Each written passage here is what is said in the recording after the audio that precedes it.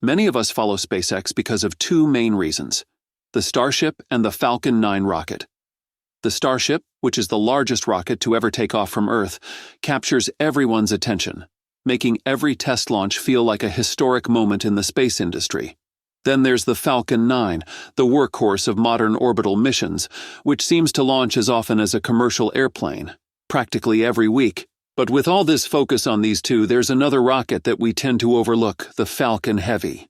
It might not be in the headlines as often, but it holds an important place in SpaceX's lineup as the most powerful operational rocket in the world right now. While Starship aims to eventually surpass it, Falcon Heavy is still the leader in terms of operational heavy lift power. The Falcon Heavy has some impressive capabilities. It's built from 3 Falcon 9 rocket cores, giving it a total of 27 Merlin engines and a combined thrust of over 5 million pounds at liftoff. This allows it to lift almost 64 metric tons, that's around 141,000 pounds, to low Earth orbit. That's significantly more than what Falcon 9 can handle. The Falcon 9's single core and 9 engines allow it to deliver up to about 22,800 kilograms, or roughly 50,000 pounds, to low Earth orbit. Now, while the Starship, when complete, is expected to go even further with a planned payload capacity of up to 150 metric tons to low Earth orbit, it's still in the development phase. This means Falcon Heavy remains SpaceX's top choice for missions requiring a proven heavy lift rocket. The most recent Falcon Heavy mission took place on October 14, 2024, when it launched NASA's Europa Clipper probe from the Kennedy Space Center in Florida. This was a significant mission because the spacecraft will explore Jupiter's moon Europa, a key destination for understanding the possibility of life beyond Earth. The Europa Clipper is expected to reach Jupiter by 2030. Next up for Falcon Heavy is a mission scheduled for December 29, 2024. This mission, called USSF-52, involves launching a classified payload for the United States Space Force from Kennedy Space Center's Launch Complex 39A. Looking into the future, Falcon Heavy has a packed schedule for 2025, including a few high-profile missions. One is the Griffin Mission 1, a demonstration flight of the Astrobotic Griffin lander, originally intended for NASA's Viper mission before it was canceled.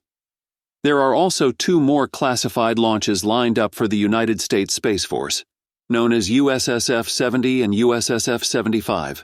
Looking at all the high-profile missions SpaceX is part of, it seems like they've been in the space industry for a long time, but they've actually come this far in just 2 decades. When Musk began, everyone doubted him. They said he wouldn't survive in a world dominated by giants like NASA and Boeing. Critics were everywhere saying he wouldn't stand a chance against these seasoned space players. But Musk didn't listen to the doubters. He kept pushing forward, driven by his vision of making space more accessible. Of course, it wasn't smooth sailing.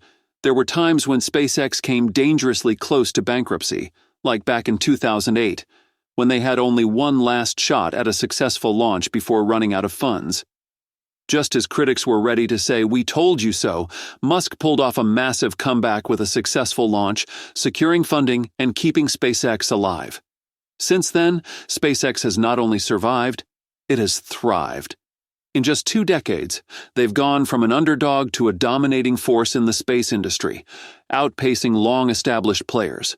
Now, they're attempting feats once thought unthinkable, like launching 2 Falcon 9 rockets in a single day, as they recently did. November 11, 2024, they launched not 1 but 2 Falcon 9 rockets on the same day.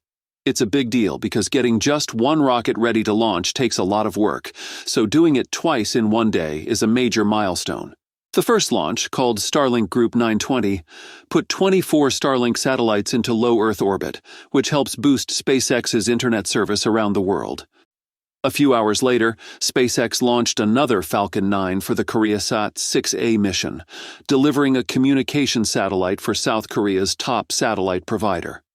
For most space companies, launches are spaced months apart because of how much goes into preparing for each one.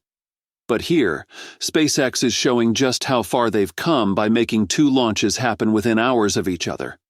When you compare SpaceX to other companies in the space industry, their pace is almost unheard of. United Launch Alliance and Arianespace, for example, usually need several months between launches due to the time and resources each launch requires. SpaceX, however, has found a way to work faster and more efficiently. Falcon 9 can carry up to 22,800 kilograms to low Earth orbit, with a price tag around $67 million per launch. Now, let's compare that. ULA's Atlas V can lift up to 18,850 kilograms, but costs between $110 million and $153 million per launch, depending on the setup. Arianespace's Ariane 5 can lift 21,000 kilograms, but the price goes up to around $165 million per launch. Even Russia's Proton M, which can carry up to 23,000 kilograms, costs between $65 million and $100 million, making Falcon 9 one of the best options in terms of both cost and capacity. Falcon 9's lower launch costs come down to one big advantage: reusability. Unlike other rockets that are used only once, SpaceX's Falcon 9 is designed to launch, land, and be reused multiple times. This approach has allowed SpaceX to cut costs in a way that competitors haven't managed yet. With Falcon 9, however, SpaceX can use the same rocket multiple times, which means fewer resources go into each launch and prices stay lower. When Falcon 9 launches, the first stage booster is responsible for the initial push to get the rocket out of Earth's atmosphere. In traditional launches, this booster would separate from the rocket and either burn up in the atmosphere or fall into the ocean, never to be used again. SpaceX, however, designed Falcon 9's booster to make a controlled descent back to Earth, where it can be recovered and used again for future launches. After the booster separates from the rocket's second stage, it flips around and starts its descent. SpaceX has two ways of bringing it back. If there's enough fuel left in the booster, it can return to a landing pad near the launch site. SpaceX has built several landing zones near their launch facilities in Cape Canaveral, Florida, and Vandenberg Space Force Base in California. Ground landings are ideal because they allow the booster to be recovered quickly and returned to the SpaceX facility for inspection and preparation for the next launch. In cases where the mission needs more fuel to reach higher orbits or carry a heavier payload, there might not be enough fuel left for the booster to return all the way back to land. When this happens, SpaceX lands the booster on an autonomous drone ship positioned out in the ocean. These drone ships are essentially large, floating platforms with the necessary equipment to help the booster land securely. SpaceX currently has 3 drone ships: Of Course I Still Love You and a Shortfall of Gravitas, which are stationed near Cape Canaveral, and Just Read the Instructions, which operates off the west coast. Each drone ship can hold its position in the ocean using thrusters, even in rough seas, allowing the booster to land vertically on its landing pad. After landing, the drone ship transports the booster back to shore, where it's taken to the SpaceX facility for inspection. Once the booster is recovered, it undergoes a detailed inspection to check its condition. SpaceX engineers examine key parts, including the engines, landing legs, and heat shields. They repair or replace any damaged components and get the booster ready for the next mission. Over time, SpaceX has refined this inspection and refurbishment process, making it faster and more cost-effective. This has allowed some boosters to be reused over 20 times, reducing the overall cost of launching. This reusability model has a significant impact on SpaceX's pricing. Single-use rockets are expensive because a new one has to be built for every mission. By reusing boosters, SpaceX saves on production costs, which is reflected in their pricing. Other rockets like ULA's Atlas V or Arianespace's Ariane 5 are single-use, which drives up their costs. In comparison, SpaceX's Falcon 9 can lift a similar payload for much less, making it a competitive choice for many satellite operators and space missions. The reusability approach also allows SpaceX to increase its launch frequency. By quickly refurbishing and relaunching used boosters, they don't need to wait months for a new rocket to be built. This has enabled SpaceX to ramp up its launch rate, allowing them to complete close to 100 launches in 2023 alone, many of which reused boosters.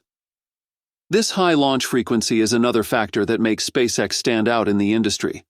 Their success in increasing launch frequency over the past few years shows just how much the company has grown in capability. In 2021, they completed 31 launches. That number nearly doubled in 2022, with 61 launches setting a record. Then in 2023, they conducted 96 launches. November 2024, SpaceX had already completed 98 launches, with more scheduled before the end of the year. While SpaceX continues to make history with groundbreaking achievements, their biggest competitor, Boeing, recently shocked the industry by announcing plans to sell the Starliner program. Since winning a NASA contract in 2014 to develop Starliner, Boeing has faced significant technical and financial issues.